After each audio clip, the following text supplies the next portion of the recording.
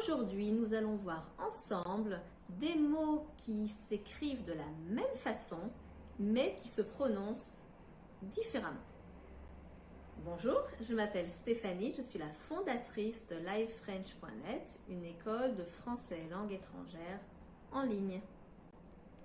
Donc, rentrons en détail dans le sujet. Donc, techniquement, ça s'appelle des homographes non homophones, c'est-à-dire des mots qui s'écrivent de la même façon, mais à la prononciation, c'est complètement différent. Alors, on va lire quelques exemples. Donc, nous avons les fils de Madame Durand sont très polis et les fils des marionnettes sont presque invisibles avec ce décor. Donc, on a les fils et les fils. Deuxième exemple. Les sœurs vivent dans le couvent. Les poules couvent des œufs. Couvent, couve.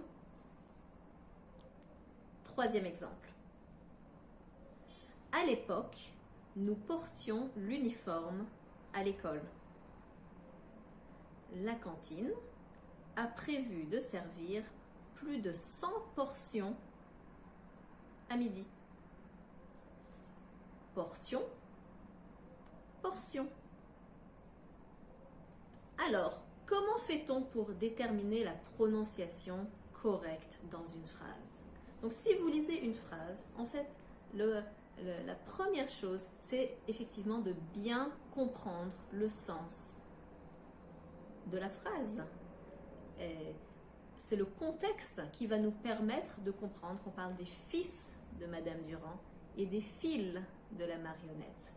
Ce sont des noms communs, mais ils ont une prononciation différente en fonction du sens dans la phrase.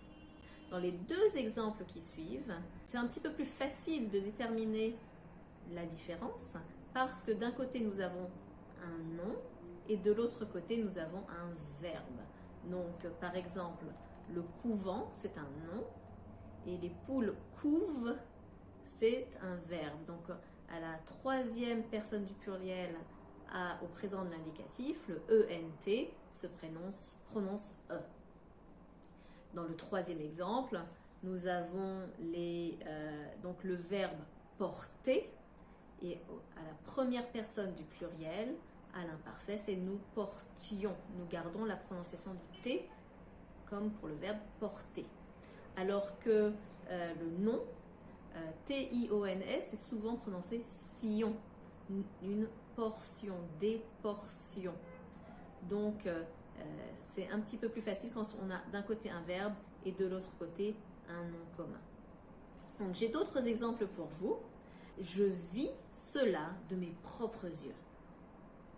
Ou bien, il manque une vis pour monter ce meuble. Vis, du verbe voir, et la vis, qui est un nom commun. Il est content de venir. Les parents content des histoires à leurs enfants. Content, l'adjectif. Conte, du verbe conter, c'est-à-dire raconter des histoires. Est-ce que vous avez d'autres exemples en tête? N'hésitez pas à les partager dans les commentaires et je vous retrouverai dans d'autres vidéos prochainement.